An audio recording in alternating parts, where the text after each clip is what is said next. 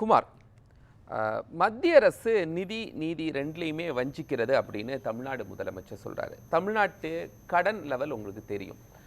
அப்படி இருக்கிற போது கேட்கிற நிதியை முறையா கொடுக்கறதுல மத்திய அரசுக்கு என்ன சிக்கல்? நீங்க வடகிழக்கு மாநிலங்களுக்கு கொடுங்க, பீகாருக்கு கொடுங்க, தமிழ்நாட்டிற்கும் கொடுங்களேன், இங்கேயும் கடன் இருக்குல்ல. அதாவது சமீபத்தில் புதிய தலைமுறைக்கு நம்முடைய நிதித்துறை செயலாளர் சோமநாதன் கொடுத்த பேட்டி எல்லோரும் படிச்சிருப்பாங்க. அதில் அவர் சொல்கிறார் 41%.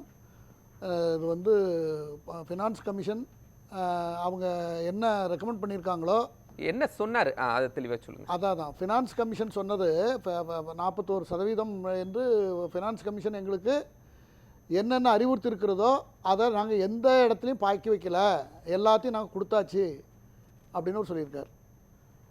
அவர் சொன்னதே வேணாலும் எடுத்து படிக்கலாம். அப்படி அவர் சொல்லியிருக்கார். ரெண்டாவது, ஃப்யூச்சர் எதிர்காலத்தில் பேராசிரியர் வெங்கடேஷ் அவர்கள் சொன்னது எனக்கு ஒரு சின்ன முரண்பாடு இருக்கிறது.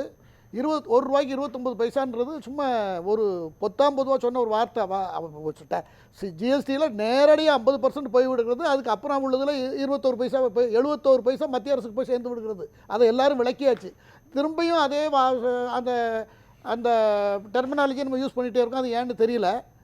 2, அதுக்கப்புறம் அடுத்த திட்டத்தில் மத்திய அரசுக்கு 60%, செலவுகளில் மத்திய அரசு 60%, மாநில அரசு 40% நிர்ணயிக்கக்கூடிய திட்டம் அரசுக்கு இருக்கிறது என்றும் சொல்லியிருக்கிறார் சோமநாத் அவர்கள். இதில் மத்திய அரசையோ நிதியமைச்சகத்தையோ சாட வேண்டிய அவசியமே இல்லை. எல்லாமே என்ன குறைகள் இருந்தாலும் ஃபினான்ஸ் கமிஷன் முன்ன முறையிடுறதுக்கு இல்லை. நீங்கள் சோம்நாத் சொன்னதெல்லாம் நீங்கள் சொல்கிறீங்க. பட் அமைச்சர் என்ன சொல்கிறாரு அப்படின்னா, நீங்கள் நிதி கொடுக்குற எவ்வளவு வரி கொடுக்குறீங்களோ அதெல்லாம் உங்கள் மாநிலத்திற்கே பகிர்வு கேட்டால் மற்ற மாநிலங்கள் எப்படி வளர்ச்சி அடைகிறது அப்படிங்கிறது. இங்கே கடன் சுமையில் இருக்கும்போது எங்களுக்கும் தேவை இருக்குது அப்படின்னு முதலமைச்சர் கேட்கறதுல என்ன?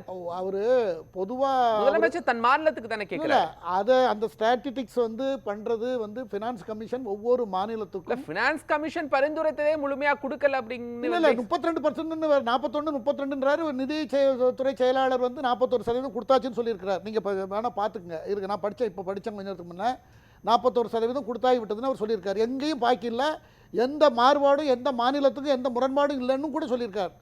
ஆனால் 41%, 32% கொடுக்கப்பட்டிருக்கிறது பேராசிரியர் சொல்லுகிறார்கள். அது எந்த புள்ளி உரத்தை வைத்து சொல்லுகிறார்கள் என்று எனக்கு புரியவில்லை. நம்ம டேட்டாக்குள்ள போகல. ஆமாம், ஆகையினால இதற்கு வேறு ஒரு திட்டம் இருக்கிறது என்றும் கூட அவர் சொல்லியிருக்கிறார். இதற்கு 60% மத்திய அரசும் 40% மாநில அரசும் செயல்படுத்த செலவினங்களை பொறுப்படுத்திக் கொள்ள வேண்டிய திட்டம் அரசிடம் இருக்கிறது என்றும் நிறைவு பேட்டியை முடிக்கும் பொழுது அவர் சொல்லியிருக்கிறார். இல்லை, அவர் பேட்டியில் சொல்லட்டும் சார். ஆனால் அவங்க என்ன சொல்கிறாங்க, பாஜக ஆள் மாநிலமாக இருக்கட்டும், அவங்களோட அலைன்ஸ் வைத்திருக்கிற மாநிலமாக இருக்கட்டும், அவங்களுக்கெல்லாம் நீங்கள் என்ன பண்ணுறீங்க, முறையான நிதி கொடுக்குறீங்க. உங்களுக்கு அகைன்ஸ்டாக இருக்கக்கூடிய மாநிலங்களுக்கு தான் நீங்கள் நிதி பகிர்வில் இந்த மாதிரியான ஸ்ட்ராட்டஜிஸை உருவாக்குறீங்க சார். அதாவது இந்தியாவுக்கு 28+9 மாநிலங்கள் யூனியன் டெரிட்டரி சேர்த்தா அது 9, 28, 37 மாகாணங்கள். எல்லாத்துக்கும் ஒரே மாதிரி செய்கிறீங்களா? ஒரே பார்வையில் பார்க்குறீங்களா? எல்லாத்துக்குமே ஒரு மாநிலம் எந்த அளவில் வளர்ச்சி இருக்கிறது, இன்னொரு மாநிலம் எப்படி இருக்கிறது, இன்னொரு மாநிலம் எப்படி இருக்குது, எல்லாத்தையும் பார்த்து, ஒரு குடும்பத்தில் 10 பிள்ளைங்க இருக்குன்னா அதில் நலிந்த பிள்ளைகளை பார்த்து அவங்களுக்கு கொஞ்சம் ஊட்டச்சத்து கொடுக்க டாக்டர் இருக்காங்க, அவங்களுக்கு தெரியும் அதை பற்றி நல்லா. அந்த ஊட்டச்சத்து கொடுத்து அதுக்கு செலவு பண்ணி கொஞ்சம் தயார் பண்ணி இந்த குழந்தைக்கு ஈக்குவலாக பண்ணணுங்கிற லாஜிக்கு தான் சார் இருக்கும். கடன்ல 51 ஆரம்பிக்கப்பட்ட கடன் இருக்கு சார். கடன்ல முதலிடத்தில் இருக்குமே, இது நலிவு இல்லையா? அதை செட்டில் பண்ணணும்னா நீங்க நிதி கொடுக்கணும்ல. இல்லை நிதி கமிஷன் பரிந்துரையை மத்திய அரசு நிறுத்தலை சார். நிதி கமிஷனில் முறையிடுறதுக்கு இவங்களுக்கு ஆப்ஷன் இருக்குது. என்ன செய்யணுங்கிறத டீட்டெயிலாக பேச முடியும். பேசி அதை எப்படி மாற்றி அமைக்கணுங்கிறதுனாலும் சொல்ல முடியும். கூட குறையங்கிறத பற்றியும் சொல்ல முடியும். அதிகமாக வேணுங்கிறதையும் கேட்க முடியும். எல்லாமே நிதி கமிஷனோட வச்சுக்கணுமே தவிர மத்திய அரசு கிட்ட சண்டைக்கு போகிறது அவசியம் இல்லைங்கிறது என்னுடைய கருத்து. எல்லா நிதிகளும் கொடுக்கவில்லை. நிதியெல்லாம் நீங்க ப்ராப்பரா மாநில அரசு செயல்படுத்தக்கூடிய திட்டங்களுக்கு கொடுத்தீங்கன்னா ஏன் கடன் வரப்போகுது மாநில?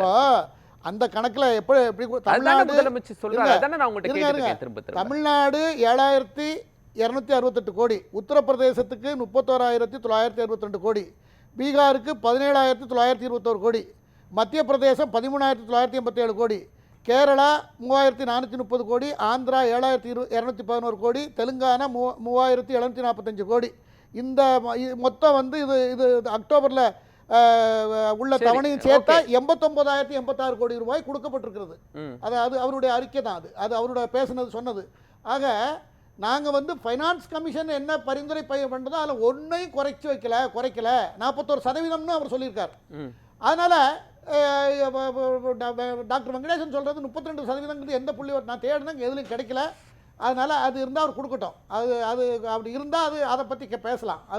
நான் எனக்கு தெரிஞ்ச வரைக்கும் இதுதான் கொடுக்கப்பட்டிருக்கிறது.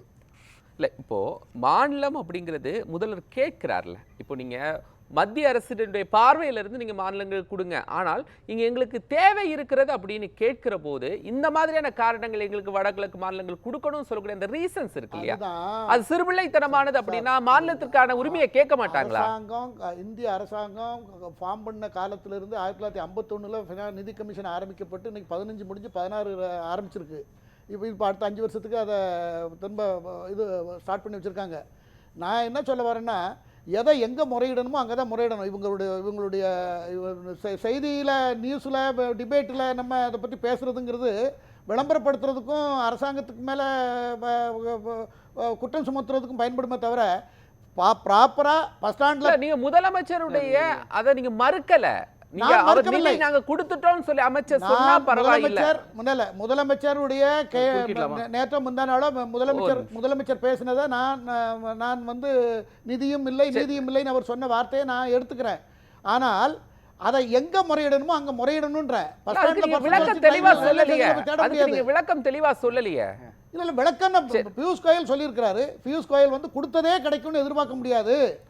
கூட்டாட்சியில கொடுத்ததே அப்ப நீங்க கொடுக்க மாட்டேங்கிற அந்த வார்த்தைகள் மூலமா சொல்றீங்க. நீங்க கேட்டத அந்த பொருளை நீங்க எடுக்க கூடாது சார். நாங்க கொடுத்துட்டோம் அப்படினு சொல்லணும். 4 பேர் அப்படின்னு சொல்றது கொடுத்தது கேட்கலங்கிறது அது நீங்க சொல்லுங்க. அது அந்த வார்த்தையில தடித்த வார்த்தை தேவையாங்கிறது நேரம் கொடுக்குறேன், நீங்க சொல்லுங்க.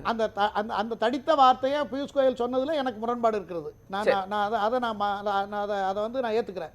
ஆனால் நாம் கொடுத்தோம் இவ்வளோ வரலாம், இவ்வளோ கொடுத்தோம் இவ்வளோ வாங்கணுங்கிறதுக்கு அதுக்கு கம்ப்ளீட்டாக அந்த ரேஷியோவே வேறு. அந்த ஃபினான்ஸ் கமிஷனுடைய பார்வை, அவங்களுடைய நார்ம்ஸ் எல்லாமே வேறு. அது வந்து நலிந்த மாநிலத்துக்கு முக்கியத்துவம் கொடுக்கறத பேஸ் பண்ணி தான் இருக்கும். நம்ம ஊரில் இடஒதுக்கீடு இருக்கிறத போல. அதனால அதை நாமளும் அதை கொஞ்சம் அனுசரிக்கணும். தேவைப்பட்டால் கேட்கணும், ஃபைனான்ஸ் கமிஷனில் கேட்கணும்.